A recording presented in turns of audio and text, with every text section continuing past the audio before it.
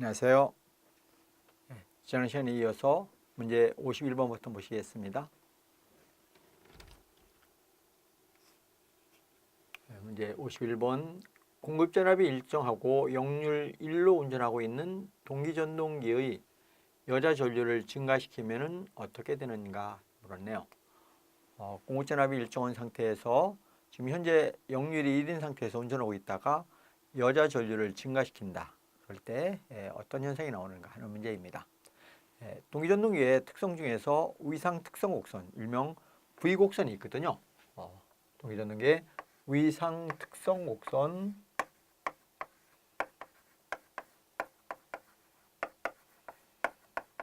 모양이 V자 모양 나온다 해서 일명 V곡선이라는 표현도 쓰고 있습니다.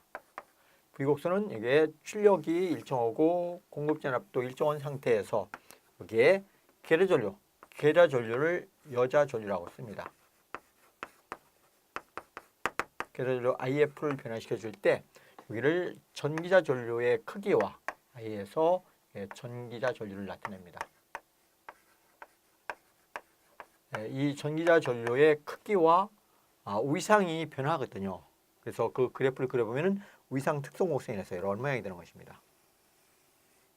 V자 모양으로 나온다 해서 V곡선이 되거든요. 항상 요 역률 1일 때 전류가 최소화됩니다. 전동기의 출력, 삼상 출력 P3로 나왔을 때 삼상 출력은 루트 3 VI 역률 코사인 세타가 된다고 볼 수 있죠. 요 출력이 일정하고 공급전압이 일정하다. 그럼 역률이 1일 때, 역률이 얼마일 때, 요 역률 값이 1일 때, 요 전류가 얼마이다. 최소화되는 것입니다. 그래서 전류가, 요 전기자 전류가 최소인 요점이 어떻게 된다. 역률 코사인 세타가 1인 상태입니다.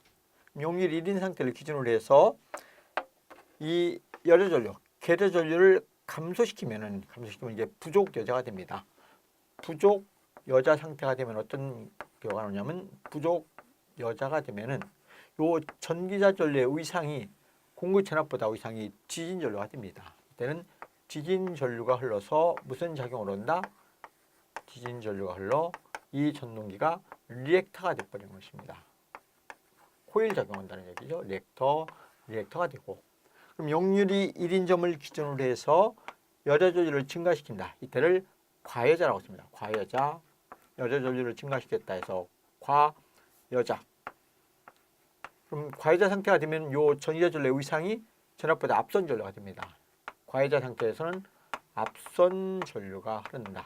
앞선 전류가 흐르니까 이때는 무슨 작용을 한다? 콘덴서가 되는 것입니다. 그리고 역률 1인 상태는 전류가 최소화되며 역률이 과여자든 부족 여자이든 전류는 이제 증가하는 것입니다. 이것을 우리는 동기전동기의 위상 특성 곡선, 일명 V자 모양이라고 나왔다. V곡선이라고 쓰는 것입니다. 자, 그럼 여기서 과여자 시킨다 했죠. 여자 전류를 증가시키니까 과여자가 시키죠. 과여자면 역률이 1인 상태보다 전기자 전류는 증가하며 앞선 전류가 흐르더라. 이렇게 이해하시면 되겠습니다. 이제 보실까요? 보기를 보시면 1번 역률은 지지고 전기자 전류는 감소한다. 우선 과여자 상태면 틀렸죠? 역률이 앞서야 되는데 틀렸고, 역률은 뒤지고 또 틀렸습니다. 3번 역률은 앞서고 전기자 전류는 감소한다. 역률 1일 때가 전류가 최소인데 역률이 더 나빠지니까 전류는 증가해야 되니까 틀렸죠? 그래서 3번도 틀렸고, 4번 역률은 앞서고 전기자 전류는 증가한다. 그래서 역률은 앞선 전류가 되어서 진상 전류가 흐르며 전류는 증가하더라. 그래서 4번이 우리가 바른 답이 되겠네요. 그렇죠? 이제 52번 보시겠습니다. 동기발전기의 단락비나 동기임피던스를 산출하는 데 필요한 특성 곡선은 물었습니다. 산출하는 데 필요한 시험은 이렇게 묻는 경우가 많은데요. 필요한 시험은 무슨 시험을 해야 되느냐 이렇게 묻는데요.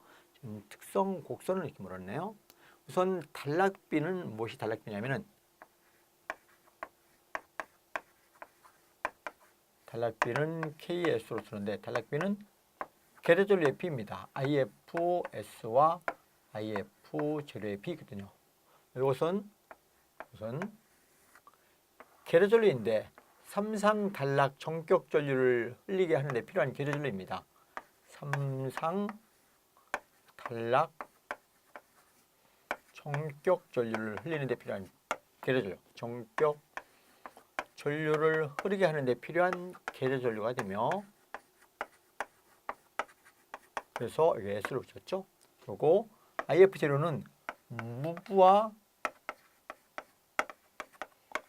정격 전압을 유도하는데, 무브와 정격 전압을 유도하는 데 필요한 계량전류입니다. 그래서 단락비는 이렇게 계량전류의 B다. 삼상 단락 정격 전류를 흘리는 데 필요한 계량전류와 무브와 정격 전압을 유도하는 데 필요한 계량전류의 B가 되며, 동기 임피던스는 무엇입니까? 동기 임피던스라는 것은 동기발전기의 내부의 임피던스가 되는데, 동기 임피던스는 단락 시험에 의해서 단락 전류 IS분의 일상의 유기전력이, 요 B가 바로 동기 임피던스입니다. 그래서 단락비와 동기 임피던스를 산출하는 데 필요한 시험은 무슨 시험을 해야 된다? 삼상 단락 시험과 무브와 포화 시험을 해야 됩니다. 그래서 단락비와 동기 임피던스를 산출하는 데 필요한 곡선을 물었기 때문에 무브와 포화 특성 곡선과 삼상 단락 곡선을 산출해서 단락비를 산출하게 되겠습니다. 아시죠? 단락비를 한번 구해보면 이렇게 되거든요. 여기가 계량전류 IF가 되는 것이며, 무브와 포화 시험에서 무브와 포화 특성 곡선 이렇게 그릴 수 있습니다. 무브와 포화 특성 곡선 이의 그래프가 되며, 삼상 단락 시험에서 단락 전류 IS를 이렇게 산출할 수가 있습니다. 단락 곡선이라고 쓰지만 이게 단락 전류를 나타내는 직선이 들어간 것입니다. 그러면 여기서 이 단락 전류가 무슨 전류와 같은 값을 가질 때, 이 단락 전류의 크기가 계량전류 증가하다 보면 단락 전류가 무슨 값과 같은 값을 갖는다? IN. 이 동기발전기의 정격 전류와 같은 값을 가질 때에 단락 전류와 정격 전류와 같은 값을 가질 때, 이때 흘러준 전류가 IF, S가 되는 것이고, 계량전류 증가하다 보면 무브와 유기전력이가 무엇과 같은 값을 가집니까? 정격 전압과 같은 값을 가질 때가 있습니다. 무브와 유기전력이가 정격 전압과 같은 값을 가질 때, 이때의 계량전류가 무엇이 된다? 이것이 IF 제로가 되는 것입니다. 그래서 이것 IFS, 이게 삼상 단락 정격 전류를 흐르는 데 필요한 계량전류 IFS와 이것이 무브와 정격 전압을 유도하는 데 필요한 계량전류 이 IF 제로, 이 B를 뭐라고 쓴다? B가 단락비가 되겠습니다. 그래서 이 단락비 KS의 크기를 보시면 얘는 약 0.8에서 약 1.25 정도를 많이 갖고 있습니다. 중간에는 약 1 내지 1.2가 가장 많이 사용되고 있더라, 이렇게 알아두시면 되겠죠. 자, 보기를 보시겠습니다. 보기를 보시면은 부하 포화 곡선과 삼상 단락 곡선, 무부하해야 되니까 틀렸네요. 단상, 삼상해야 되니까 틀렸고, 무부하 포화 곡선과 삼상 단락 곡선, 이것이 맞네요. 3번 무부하 포화 곡선과 삼상 단락 곡선, 이게 무부하 포화 특성 곡선이 되며 이게 삼상 단락 곡선이 되거든요. 이렇게 해서 뭘 구할 수 있다? 단락비와 동기 임피던스를 구할 수 있다. 답은 3번이 되겠습니다. 다음 문제 보시겠습니다.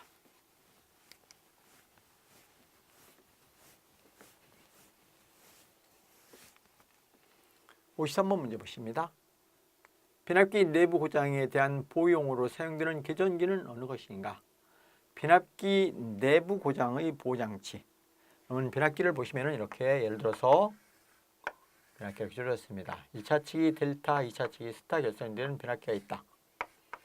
자, 내부에서 고장이 발생했을 때 동작되는 보호하는 개전기는 여기다 CT1을 설치하고 여기다 CT2를 설치해서 CT2 설치해서 요 고장이 생겼을 때 요 1차측 전류 I1과 요 2차측 전류 I2에 차가 생기거든요. 그 차에 의해서 동작할 수 있는 요 개전기를 뭐라 한다? 87번을 써서 이것을 비율 차동 개전기라는 그런 표현을 쓰고 있습니다. 이것이 비율 차동 개전기라. 변압기 내부에서 어떤 고장이 생겼을 때 요 1차측의 전류 I1과 2차측의 전류 I2에 차가 생기거든요. 그 차에 의해서 동작될 수 있는 전동기를 개전기를 비율 차동 개전기라 이렇게 표현하고 있습니다. 변압기 내부 고장 보호용으로 가장 유효한 보호장치라 보시면 되겠죠. 보기를 보시면은 방향 개전기, 온도 개전기, 척지 개전기, 비율 차동 개전기 해서 4번 비율 차동 개전기가 변압기 내부 고장 보호용으로 가장 유효하다 보시면 되겠죠. 다음 문제 보시겠습니다.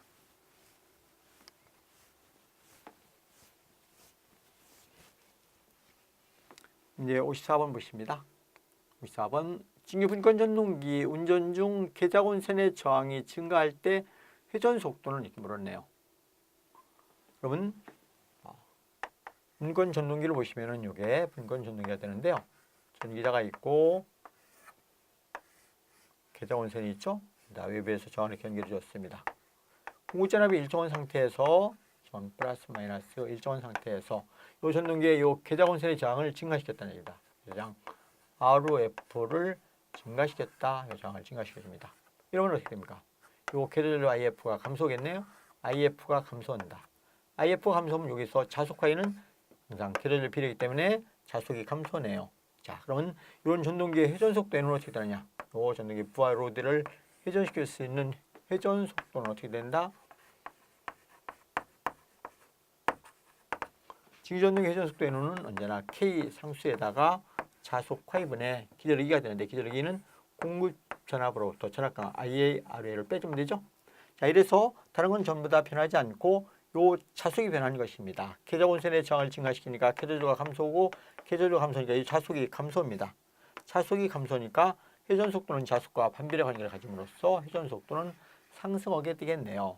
자, 그래서 분권 전동기의 계작원선의 저항을 증가시켜주면은 회전 속도는 높아진다, 상승한다, 증가한다. 일정하다, 감소한다, 증가한다 해서 3번이 되겠네요. 회전 속도는 빨라진다. 3번죠? 네. 다음 문제 보시겠습니다.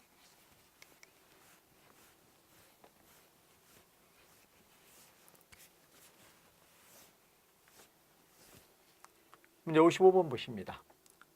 동기기의 과도 안정도를 증가시키는 방법이 아닌 것.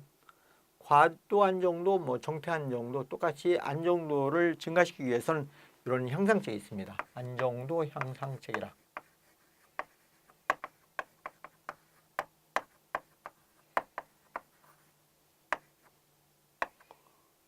우선 가장 기본이 단락비가 커야 됩니다.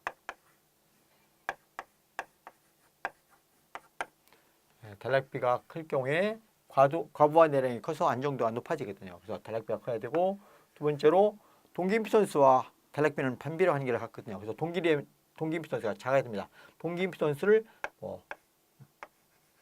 동기 리액턴스라고도 씁니다. 동기 임피던스는 작고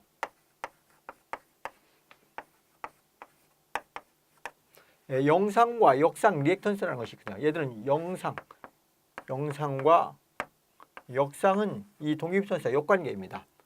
역상 리액턴스는 작을 것, 클 것. 동기 임피던스는 작고 얘들은 역의 관계이기 때문에 커야 됩니다. 클 것. 세 번째로 조속기의 동작이 신속해야 됩니다. 조속기, 속도를 조정하는 기기, 조속기 동작은 신속할 것. 신속해야 되면 네 번째로 관성 모멘트가 큰 것이 좋습니다. 관성 모멘트 증가시킨다. 클 것. 그리고 소금 여자 방식을 채택하는 게 좋습니다. 소금 여자 방식을 채택한다. 소금 여자 방식이라는 것은 부하가 갑자기 증가하면은 거기에 신속하게 응해서 여자들을 증가시켜 줌으로써 기전력을 증가시켜 주는 것이 바로 소금 여자 방식입니다. 소금 여자 방식을 채택하면은 안정도 향상시키는 데 유효하죠. 이것이 동기기의 안정도 향상책이라고 볼 수 있습니다. 보기를 보실까요? 단락비 크게 한다. 맞죠? 소금 여자 방식을 채용한다. 맞죠? 회전부 관성을 작게 한다. 이건 틀렸네요. 관성 모멘트를 크게 하는 게 좋습니다. 그래서 3번이 잘못되었습니다. 관성 모멘트 커야 된다. 역상 및 영상 임피던스는 크게 한다. 리액턴스라는 표현을 많이 쓰는데요. 영상, 역상, 리액턴스, 임피던스 같은 얘기입니다. 클 것. 그래서 다 맞고 3번이 잘못됐네요. 다음 문제 보시겠습니다.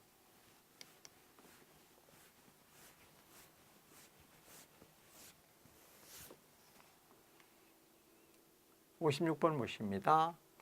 탄상 반발 유도 전동기에 대한 설명으로 옳은 것은 탄상 반발 유도 전동기.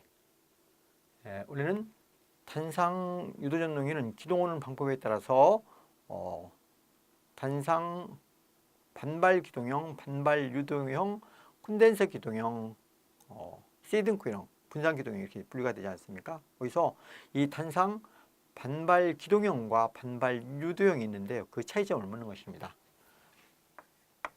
반발 단상 반발 유도형의 특성입니다. 유도형.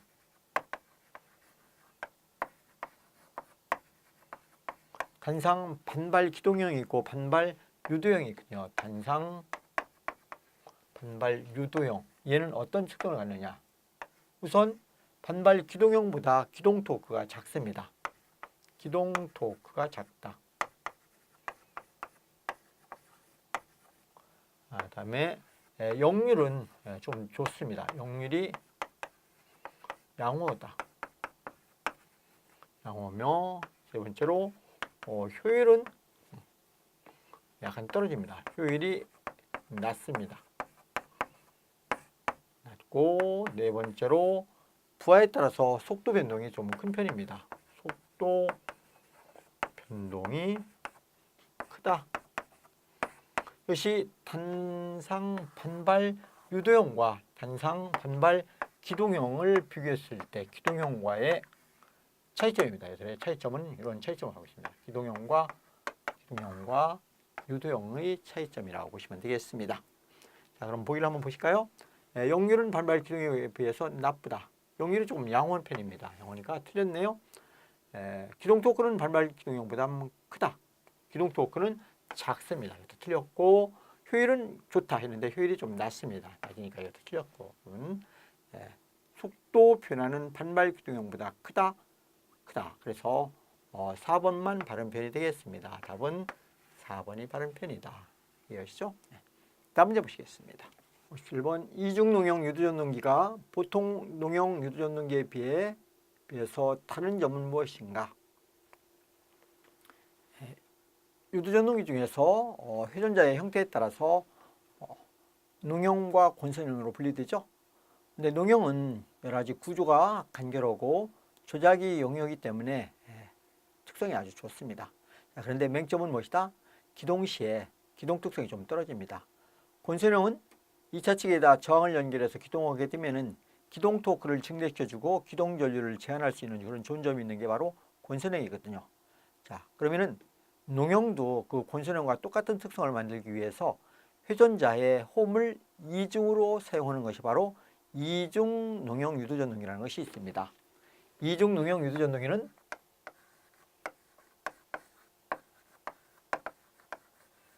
이중 농형 유도전동기는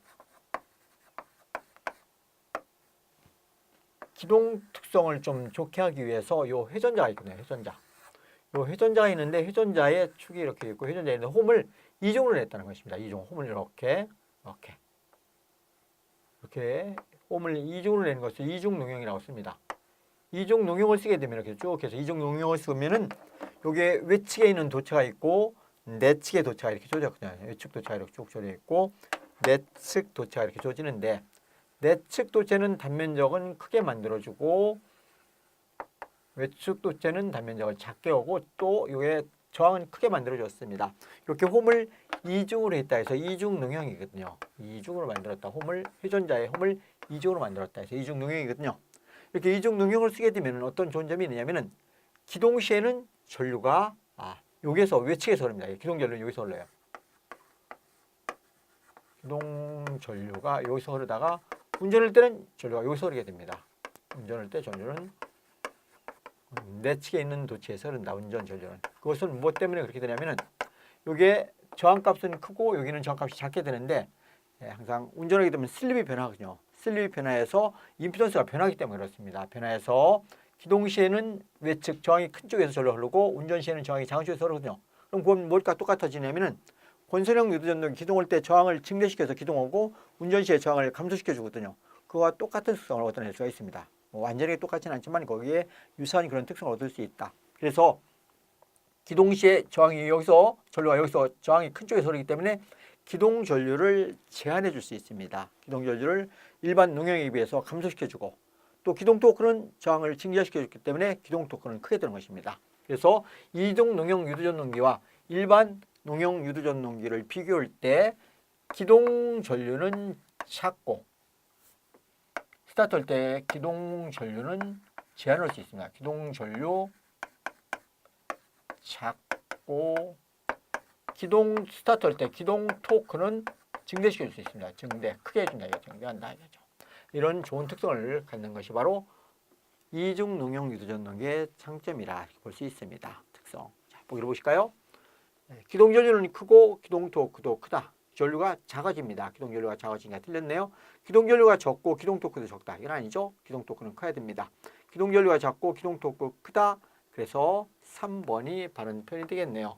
이렇게 회전자의 홈을 이중으로 사용하게 되면은 기동 전류는 제한하고 기동 토크를 증대시킬 수 있는 그런 특수 농용 유도 전동기를 이중 농용 유도 전동기라 이렇게 이야기하고 있습니다.